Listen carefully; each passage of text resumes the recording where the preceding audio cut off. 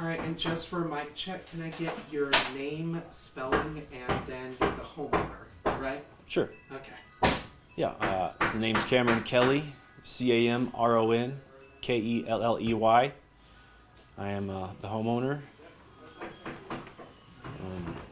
All right, and you don't have to worry about the camera. You can just look at my friend Madison. Would you like me to move this? No, Okay. it's fine. It's not a big deal. Yeah. Whenever you're ready. Okay, if you could just tell us kind of the events, like what you heard when the event happened, when you heard the crash, and what was kind of just going through your mind at the moment, and you know when you found your child and found out that they were okay, just all the emotions and things that you were feeling in that moment. Sure. Well, we were sleeping, and then I heard a loud crash, and then so I hopped out of bed as fast as I could, and I ran to the living room right here. And at that time, an officer had come in through this door here, and then an officer was knocking on that door there. So they had entered the house, and they were heading towards this room. This is my son's room. And what was going through my mind was, is he being held hostage? Is there someone in there? I couldn't put it together. I didn't know what was going on. It was just so loud, and the officers were yelling. And I tried to go this way to, get my son, and the officer, I can't remember his name, he was like, just stay right there, just stay right there. And then by that time, my wife had woken up, and she was asking me what's going on. And I told her, I don't know, there's something wrong with Noah, and I couldn't hear him. So anyway, the officers were in there, and I guess they'd interacted with the guy who had crashed. Apparently, someone had crashed into the room, and that was news to me.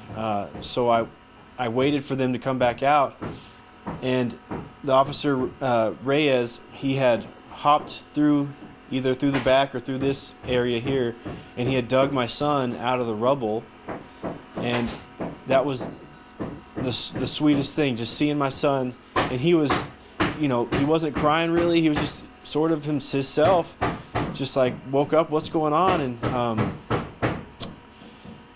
it was the best, the greatest thing, because at that point I didn't know what was going on with him. So yeah, I really owe it to those officers for coming in and doing their job and saving my son. I feel like they saved my son. So I'm at a loss for words right now. But yeah, what was going through my mind was powerlessness. There wasn't anything I could do. I didn't know what was going on. I had just woken up. My first reaction is to go and help my son, go see what's going on with him. But there's the officers are telling me to stay put, and they're dealing with someone in the room, and I'm like, what's going on? Is he being held hostage, or what's going on? Is there someone in there? Apparently someone had just been driving really fast down Stardust Lane and just couldn't make the turn onto Georgia and just drove straight in, straight into his room.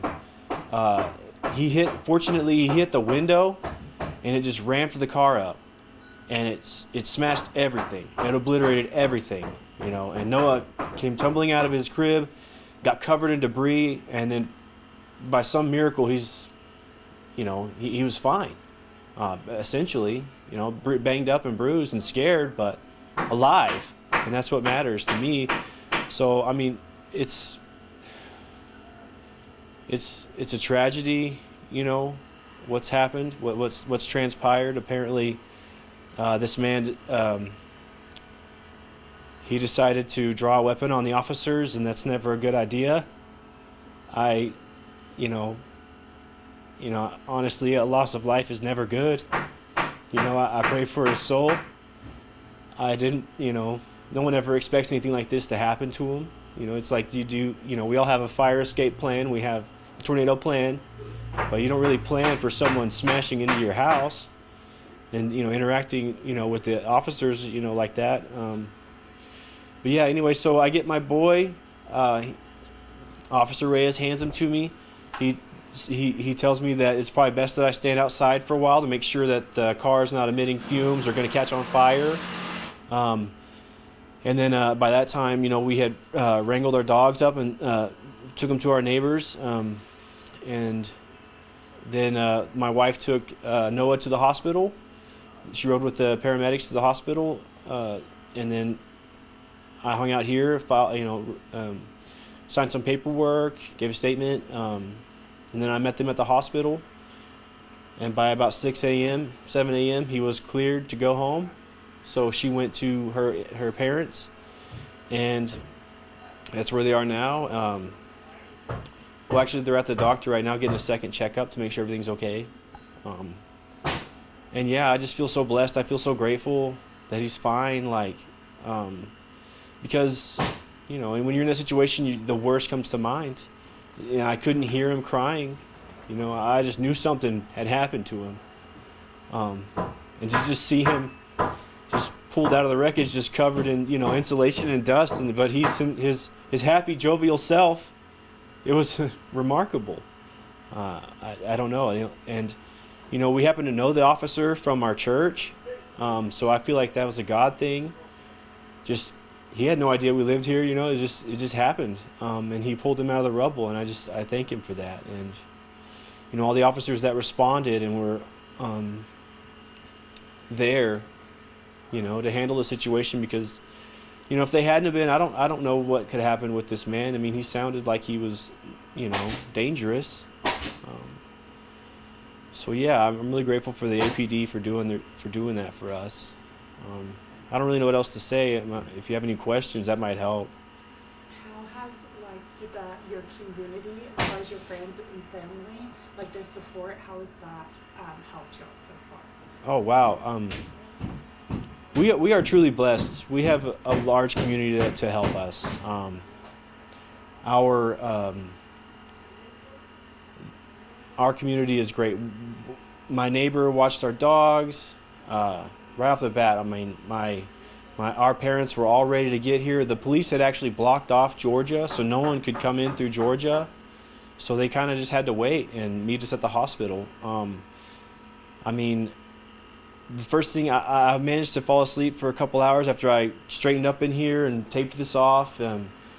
I woke up to a phone call from Dan Ketting of Plains Builders. So Dan Ketting called me. He's a friend of our family. Stephanie does some work for them, for their family. And he said, you know what, we'll just go ahead and get that boarded up. And, I went to take the dogs back to her parents' house, and I get home and they're already working on it and they're helping us out. And it's just been great. And then, I mean, y'all met Gabe Sherman. He's just he's our friend from the theater, from Emerald Little Theater, and he just took it upon himself to just come and help out. He's a stand-up guy like that, and people are offering to Venmo us and GoFundMe and all these other things, and it's just amazing. I'd never really thought that might happen to us. No one ever expects a disaster to befall them like that. So yeah, I'm really grateful that we have plenty of people to help us or willing to help us. I'm very grateful for that. I thank God every day for all the help that we have in our lives, and I thank God every day for my baby boy. And I truly believe that he was saved by an act of God. Honestly, I believe that his guardian angel was just looking out for him. So I'm really grateful that he's still here. So Perfect. Thank you so much. yeah, it's no one ever